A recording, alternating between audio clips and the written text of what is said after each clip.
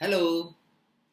उम्मीद करता हूँ कि आपका आज का दिन बड़ा शुभ रहे, बहुत अच्छा रहे और इसके बाद के भी सारे दिन ऐसे ही अच्छे रहे।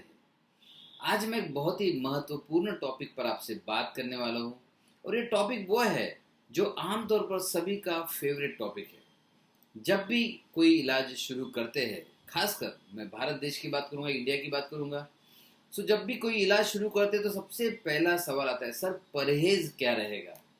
जी हाँ, आज मैं आपको बताने वाला हूँ कि क्या परहेज है, क्या बिल्कुल नहीं लेना चाहिए। मतलब ऐसी कुछ चीज़ें जो अगर आपने ले ली तो आपने अपने डॉक्टर को इन्फॉर्म कर देना चाहिए, यानी कि हमारी टीम को इन्फॉर्म कर देना चाहिए। एटलीस्ट एक मैसेज ड्रॉप कर दीजिए। कुछ ऐसी चीज़ें हैं जो चल जाती है बट अवॉइड करते हैं तो ज़्यादा अच्छा है। और बाकी ऑब्वियसली ऐसी चीज़ें हैं जो आप आराम से कर सकते हैं, कोई दिक्कत नहीं है। तो चलिए सबसे पहले परहेज परहेज क्यों करना चाहिए पहले ये देख लेते हैं।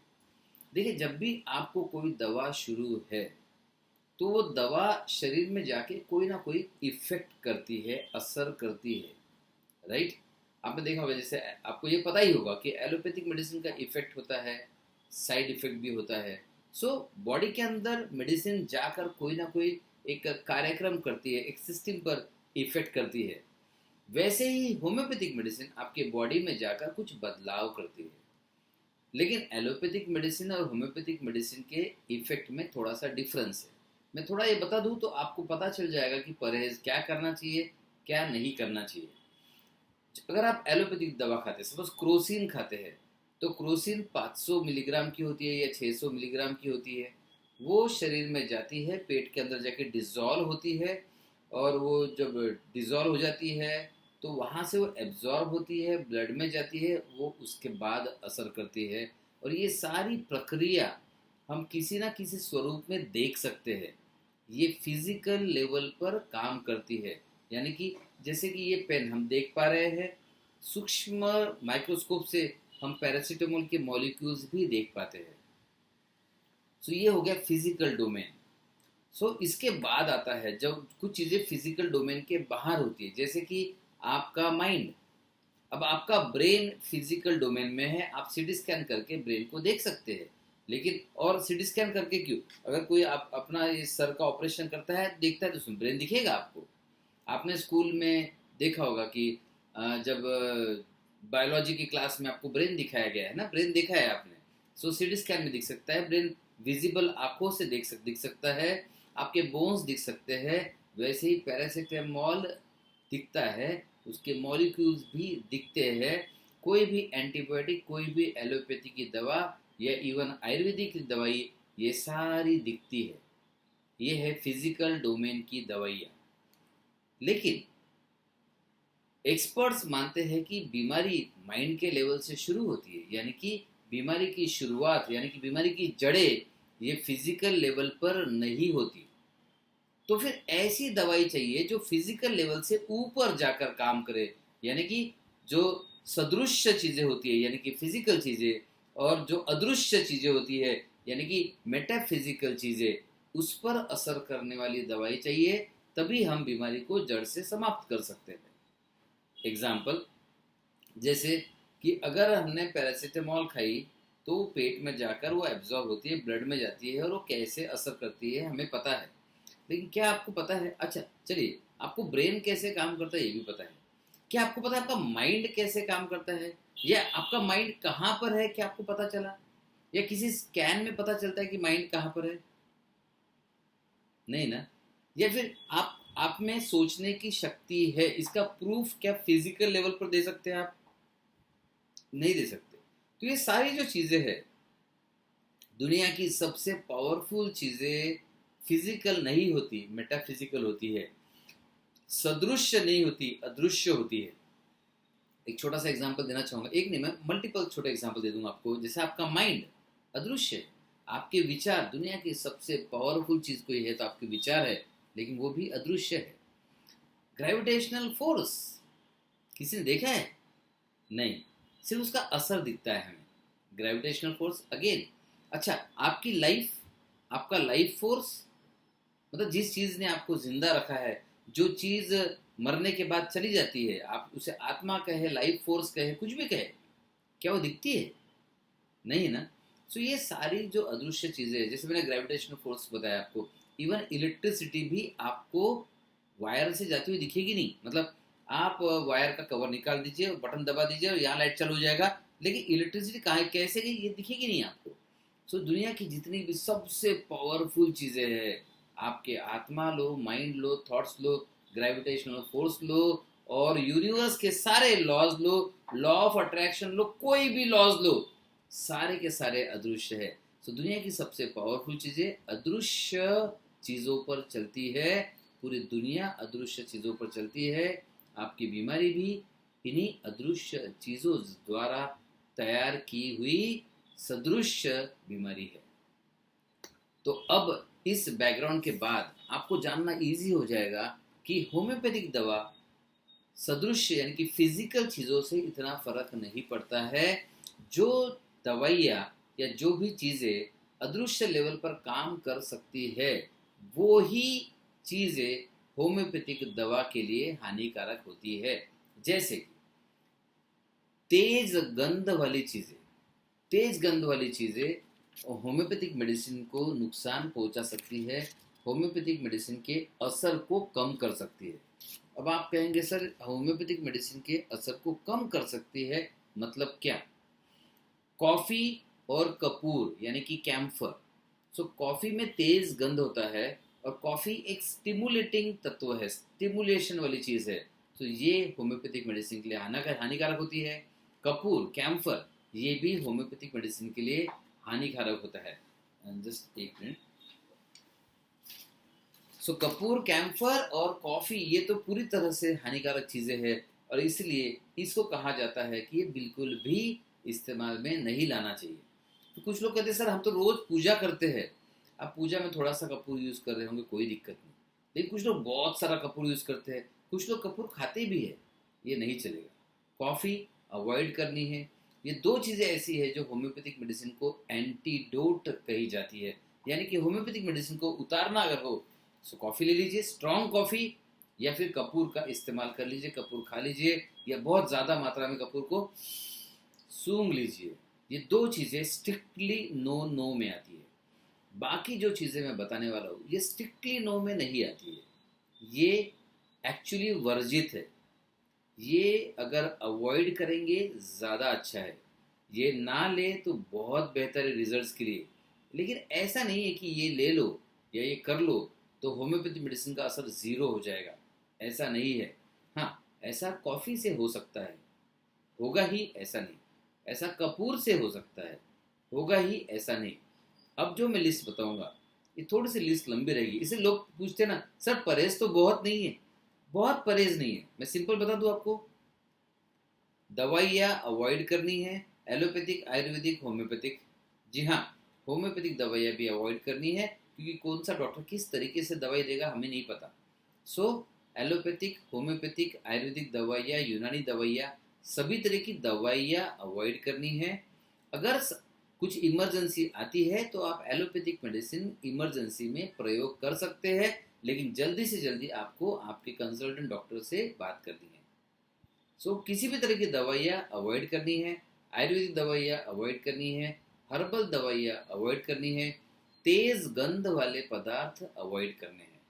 अब तेज गंध वाले पदार्थों में हमारे घर में जो कच्चे मसाले के पदार्थ होते हैं, जैसे अदरक, लहसुन, हींग, सूंड, ये कच्चे फॉर्म में अवॉइड करना है। आपको सब्जी में डालने का शौक है, कोई दिक्कत नहीं, सब्जी में ये चलता है, ठीक है। ऐसा ना हो कि हींग बहुत ज़्यादा मात्रा में यूज़ करते हो, लेकिन साधारण जो मात्रा में यूज़ होता है भारतीय घरों में, ये चल जाता है। दूसरा जो चीज़ें टालने की है वो है, हाँ सो परहेज में मैंने बता दिया आपको, तेज गंध वाले पदार्थ और दवाई युक्त पदार्थ, बस इतनी चीज़ें वर्जित है, बाकी आपको सब चलता है। अब मैं कुछ चीज़ें बताऊंगा, इसको कम से कम मात्रा में लेना है, नहीं लिया तो ज़्यादा बेहतर है, ज़्यादा अच्छा है। इसमें सबसे पहले नाम लेना चाहूँगा, ये लोग सुनना नहीं चाहते, पर सबसे पहले किसी भी तरह का एडिक्शन, यानी कि अगर अल्कोहल लेते हैं या फिर टोबैको लेते हैं या फिर ड्रग्स लेते हैं, तो किसी भी तरह का एडिक्शंस है तो इसे अगर तुरंत छोड़ सके तो ज़्यादा अच्छा है। जितना जल्दी इसे छोड़ देंगे आपको ज़्यादा अच्छे रिजल्ट मिलेंगे।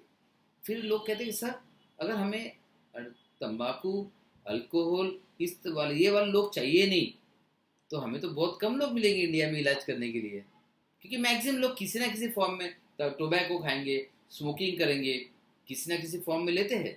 सो मैंने कहा ना कि ये ऐसी चीज़ नहीं है कि अगर आप तंबाकू खाते हैं तो आप इलाज मत कीजिए, या आप स्मोकिंग नहीं करते तो आप इलाज मत कीजिए, स्मोकिंग करते हैं तो आप इलाज मत कीजिए, ऐसा नहीं है। लेकिन ऑब्वियसली आपको पता है किसी भी बहाने से आप ये शौक छोड़ दो तो अच्छा है। सो होम्योपैथिक मेडिसिन शुरू कर दी और आपने जेनेटिक लेवल का ट्रीटमेंट शुरू किया है, आप एक नया खुद नया स्वास्थ्य क्रिएट करना चाहते हैं, नई जिंदगी बनाना चाहते हैं, फिर इन सब के लिए ये जो गलत आदतें हैं इनको रोक देना बहुत बड़ी समझदारी है। इसको रोकने से दवाइयों का असर और अच्छा होगा, आपके हेल्थ में रिजल्ट और बेहतर मिलेगा। और शुरू रखने से इतनी शानदार दवाई ले रहे हैं, इतना उच्च कोटि का इलाज कर रहे हैं, यानी कि आप अपने स्वास्थ्य को बहुत प्यार करते हैं, तो फिर ये चीज़ें क्यों ले रहे हैं, इन्हें भी छोड़ दीजिए। तो मैं और मेरी टीम हमेशा ये रिकमेंड करती है कि इन चीज़ों को पहले छोड़ देना चाहिए, सबसे पहले इनसे दूर हो जाइए। सो ड्रग्स एडिक्शन किसी भी तरह का। फिर और एक फेवरेट शौक है भारत में सभी का है, और खासकर महिलाओं का ज़्यादा है, विक्स, आयोडेक्स बाम, झंडू बाम, टाइगर बाम और पता नहीं क्या क्या बाम है। ये सारी चीज़ें अवॉइड करनी चाहिए। आपने देखा होगा इन चीज़ों में तेज़ गंध होती है, अवॉइड करनी चाहिए। आप जब स्किन पर लगाते हो इनको, तो ये जो तेज़ गंध है वो बॉडी को स्टिमुलेट करती है। सो ये स्टिमुलेटिंग चीज़ें ना अवॉइड करनी चाहिए। तो अब एक बार लगा लिया तो कोई पाप हो गया, ऐसा नहीं। लेकिन जितना अवॉइड करेंगे उतना आपके स्वास्थ्य के लिए और उतना आपके दवाइयों के लिए अच्छा रहेगा। एक नुकसान इस होता है, ये जो भी जितनी भी ऑइंटमेंट्स आप यूज़ करते हैं ये लॉन्ग टर्म में बहुत नुकसान करती है, ऐसा रिसर्चेस में पाया गया है। सो इनको अवॉइड करना वैसे भी आप ही के फ़ायदे में है। सो इनको अवॉइड कीजिए। आप कहेंगे सर ये तो आदत पड़ गई है, गलत आदत है, छोड़ दीजिए। आप कहेंगे सर आइडेक्स, मतलब ऐसे पेशेंट्स हैं हमारे पास, सर आइडेक्स के बिना तो नींद ही नहीं आती। आदत तो गलत है, आपको भी समझ में आ गया अब तक, छोड़ दीजिए। नींद नहीं आती है, आप छोड़ दीजिए। 7-8 दिन तकलीफ होगी, उसके बाद ज़िंदगी भर तकलीफ नहीं होगी। लगाते रहेंगे, आगे चल के यही चीज़ एक बड़ी बीमारी का स्वरूप धारण करेगी, क्योंकि आप आपके सरदर्द को या बॉडी पेन को इन चीज़ों से दबाते आए हैं। ये चीज़ों को दबाने से बॉडी, जैसे हम ऑर्डिक्स लगाते हैं तो इतनी तेज चरचराहट होती है, इतनी तेज वो फीलिंग होती है, उसमें बॉडी दर्द को भूल जाती है, इसलिए आपको दर्द महसूस नहीं होता। इन चीज़ों को कहा जाता है काउंटर इरिटेंट। मतलब ये इतना इरिटेट करती है उस पार्ट को कि उस पार्ट की नर्व्स दर्द को भूल के बस इसी को फील करती है। और इसमें वो जो तेज फीलिंग होता है उसके साथ साथ ठंडक भी होती है, तो हमें बस ठंडक फील होती है, हमें लगता है कि रिलीफ हो गया। कोई रिलीफ नहीं होता, बीमारी जो की त्यों रहती है। सिर्फ वो जो नर्व्स है उसका ध्यान वहाँ से हटके यहाँ शिफ्ट हो जाता है। मान के चलिए कि आपको एक प्रॉब्लम है और फिर बड़ा प्रॉब्लम आ गया, तो आपका ध्यान छोटे प्रॉब्लम की तरफ रहता नहीं है, प्रॉब्लम वैसे ही रहेगा, ज़्यादा नुकसान करेगा। वैसे ये काउंटर इरिटेंट्स होते हैं। लोकल ऑइंटमेंट्स, लिनीमेंट्स, सारी चीज़ें अवॉइड करनी है। ऑइंटमेंट में एक चीज़ मैं ऐड करना चाहूँगा, अगर किसी भी स्किन के, त्वचा की बीमारी के लिए आप मलम यूज़ कर रहे हैं तो प्लीज़ बंद कर दीजिए, क्योंकि त्वचा की बीमारी अंदर से शुरू हुई है, इलाज भी उसका अंदर से शुरू होना चाहिए। आप बाहर से ऑइंटमेंट लगाकर, मलम लगाकर सिर्फ इसे दबाने की कोशिश कर रहे हैं, और बीमारी को अंदर दबाएंगे तो बीमारी जाएगी कहाँ, अंदर ही जाएगी। और अंदर आपके बेशकीमती ऑर्गन्स है, लीवर है, किडनी है, हार्ट है, जॉइंट्स है, मसल्स है, बोन्स है, बीमारी अंदर जाके इन पर असर करेगी। अब आप मुझे बताइए, बीमारी स्किन पर रहना ज़्यादा बेहतर है या अंदर जाकर आपके इम्पोर्टेंट ऑर्गन्स को डैमेज करना ज़्यादा बेहतर है? राइट। सो ये ऑइंटमेंट, बाहर की चीज़ें ये अवॉइड करनी चाहिए। अगर स्किन पर बीमारी आ रही है तो उल्टा अच्छी बात होती है। आप कहेंगे सर किडनी फेलियर के पेशेंट को भी स्किन पर प्रॉब्लम आ रहा है, तो सर वो स्किन का तो ऑइंटमेंट लगा दिया, किडनी वापस से खराब होना शुरू हो जाएगी। सो अवॉइड करना है। सबसे ज़्यादा तकलीफ देते हैं फंगल इन्फेक्शंस। मैं आपको पहले से बता दूं, फंगल इन्फेक्शन जब भी आएगा समय लेगा जाने के लिए, फिर भी उसे दबाना अवॉइड करना है। बहुत ही ज़रूरी है एक बार कभी कभी थोड़ा सा लगा लिया चलेगा, बट रेगुलरली लगाना कंप्लीटली अवॉइड। वैसे एक बार भी लगाना अवॉइड ही करना चाहिए, इसे यूज़ नहीं करना चाहिए। घर के हर्बल चीज़ें जो अदरक हल्दी, ये सारी चीज़ें अवॉइड करनी चाहिए। हल्दी वाला दूध भी अवॉइड करना चाहिए, क्योंकि आप कहते होंगे सर हल्दी वाला दूध तो हम लेते हैं सर। अवॉइड कीजिए, अवॉइड करना चाहिए। देखिए हल्दी एंटीबायोटिक का काम करती है, ठीक है, लेकिन आपके बॉडी के अंदर के एंटी जो बैक्टीरिया रोज़ कहाँ मारने की ज़रूरत है आपको, तो मत लीजिए। आप कहेंगे फिर सर सर्दी खांसी होती है तो, फिर भी अवॉइड कीजिए। आप जो मेडिसिन ले रहे हैं, आपने जो जेनेटिक बेस्ड मेडिसिन शुरू किया है, एडवांस हेल्थ का इलाज शुरू किया है, वो इन सब चीज़ों से कई गुना ज़्यादा ऊपर है, कई गुना ज़्यादा पावरफुल है। आपके पास तो इमरजेंसी किट है, आपको सिर्फ इतना करना है। कोई प्रॉब्लम होता है तो आपको आपके जो डॉक्टर कंसल्टेंट में है उनसे बात करनी है, या उससे भी बेहतर आपको एक कंसल्टेशन फॉर्म आता है, उसको भर देना है, आपको फ़ोन आ जाएगा, बस सिंपल। सो इन चीज़ों को, सभी चीज़ों को अवॉइड करना है। देन सर्दी खांसी होने के बाद कुछ लोग विक्स की भाप लेते हैं, स्टीम लेते हैं। अवॉइड करना है, विक्स नहीं डालना है, सादी स्टीम ले सकते हैं। विक्स के स्टीम से देखिए आपको अच्छा फीलिंग आना अलग बात है, और आपको उस फीलिंग के एवज में कुछ नुकसान भी होना अलग बात है।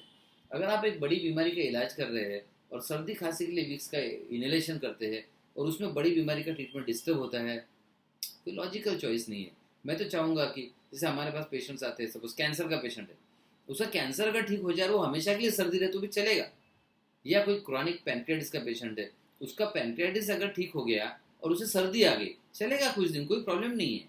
सो एक है, छोटी बीमारी को हम दबाने की ज़्यादा कोशिश करते हैं।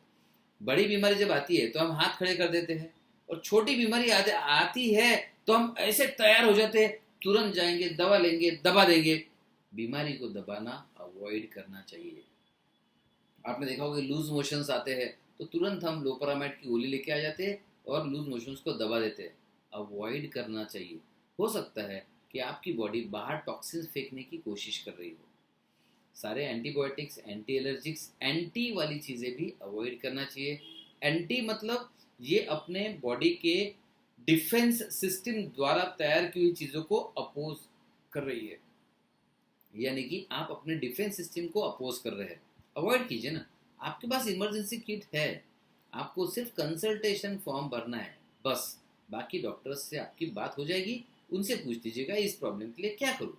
सो ये सब चीज़ें अवॉइड करनी है। इसी के साथ आप जैसे बालों में लगाना है शैम्पू, माइल्ड शैम्पू लगा सकते हैं, स्ट्रॉन्ग शैम्पू अवॉइड करना है। साबुन में काफ़ी सारे साबुन आते हैं आजकल, पतंजलि के साबुन आते हैं, मेडिमिक्स आता है, संतूर आता है। स्ट्रॉन्ग मेडिकेटेड सोप्स अवॉइड करने हैं, हर्बल सोप्स अवॉइड करने हैं। आप सिंपल कोई भी सोप यूज़ कर सकते हैं। जनरली सबसे सिंपल में डव आता है, सिंपल लक्स आता है, आप इनको यूज़ कर सकते हैं। या कोई भी आपको जो भाता है सोप यूज़ कीजिए। स्ट्रॉन्ग मेडिकेटेड सोप यूज़ नहीं करना है। डेटॉल भी अवॉइड करना ज़्यादा अच्छा है। हेयर डाई एंड कॉस्मेटिक्स में कम से कम इस्तेमाल करना है, और कम से कम इस्तेमाल करने से ज़्यादा अच्छा रहेगा। अब आज कॉस्मेटिक्स यानी कि मेकअप का सामान मैं यूज़ करने से मना तो कर ही नहीं पाऊँगा, राइट, बट जितना भी हो सकता है कम से कम करेंगे ज़्यादा अच्छा है।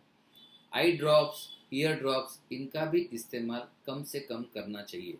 कफ सिरप सबसे फेवरेट, खांसी आ गई एक सिरप ले लो, और दिन में 3 बार ले लो। कुछ लोग तो कफ सिरप को एज अ अल्कोहल का रिप्लेसमेंट बोल के भी यूज़ करते हैं और पीते हैं। ये चीज़ें अवॉइड करना चाहिए। सप्रेसिव चीज़ें को अवॉइड करेंगे ज़्यादा अच्छा है। आयुर्वेदिक हो, होम्योपैथिक दवा हो, यूनानी हो, अवॉइड करना है। मसाज के लिए ऑयल होता है, आप सादा जो अपना खोपरे का तेल होता है वो यूज़ कर सकते हैं। कोकोनट ऑयल बहुत अच्छा है, इनफैक्ट मसाज के लिए वन ऑफ द बेस्ट है कोकोनट ऑयल, वो यूज़ कर सकते हैं। बाकी ऑयल्स को अवॉइड कीजिए। जनरली आप देखेंगे किसी भी ऑयल में नीलगिरी ऐड कर दो या मिंट वाला कुछ ऐड कर दो, मतलब तेज़ चरचराहट वाला कुछ ऐड कर दो, तो वो चीज़ें हमें ज़्यादा भाती है, क्योंकि वो दर्द का ध्यान बटा देती है। लेकिन ये आपके बीमारी को दबा रही है, बीमारी से आपको अंधा बना रही है। सो ये चीज़ें आपको अवॉइड करनी है। कुछ और, जब दवा लेते समय जो प्रिकॉशन लेने हैं, आपको गोलियां ढक्कन में लेकर ही यूज़ करनी है।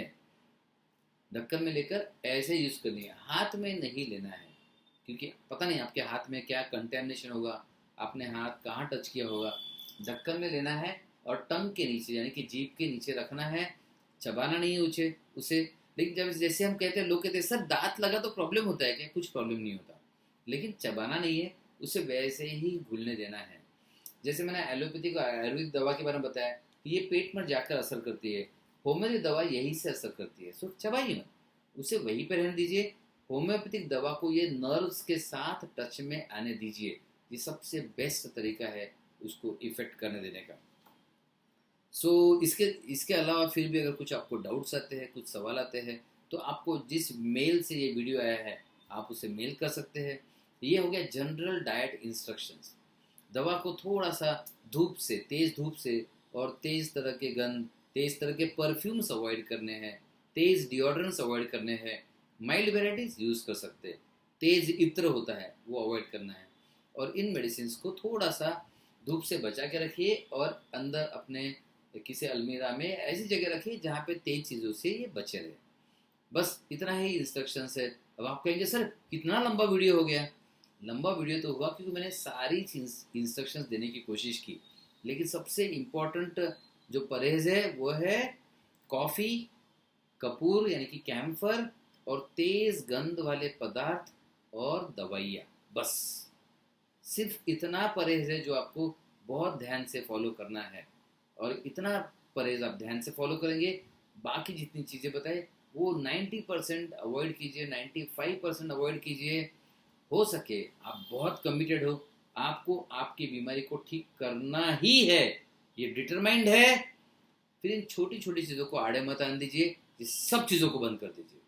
जितना आप परहेज फॉलो करेंगे उतना कमिटमेंट आपके ब्रेन को पता चलेगा, उतना आप कमिटेड है ये आपके माइंड को पता चलेगा, उतना आप कमिटेड है आपकी बॉडी के हर सेल को पता चलेगा, और उतना आप कमिटेड है आपके बीमारी वाले ऑर्गन को भी पता चलेगा। सो एक बार इस तरह का वातावरण आपके बॉडी में क्रिएट हो जाए, इस तरह का कमिटमेंट हर सेल को पता चल जाए, तो आपकी बीमारी को ठीक होने से कोई नहीं रोक सकता। आप ठीक तो होना चाहते, राइट? सो जितना हो सकता है सभी कुछ फॉलो कीजिए। थैंक यू, बहुत बहुत धन्यवाद इस वीडियो को देखने के लिए। इस वीडियो को बार बार देखते रहिएगा, मैं खुद कोशिश करूँगा ये वीडियो बार बार आपके सामने आ जाए ताकि आप इसे रिवाइज भी कर लें। Thank you, bye bye.